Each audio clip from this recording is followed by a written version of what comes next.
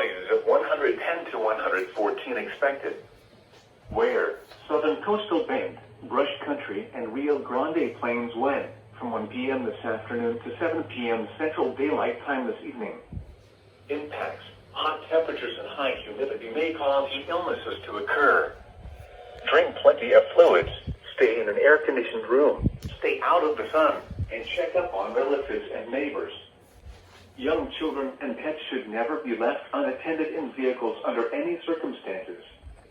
Take extra precautions if you work or spend time outside. When possible, reschedule strenuous activities to early morning or evening. Know the signs and symptoms of heat exhaustion and heat stroke. Wear lightweight and loose-fitting clothing when possible. To reduce risk during outdoor work, the Occupational Safety and Health Administration recommends scheduling frequent rest breaks in shaded or air-conditioned environments. Anyone overcome by heat should be moved to a cool and shaded location. Heat stroke is an emergency. Call 911.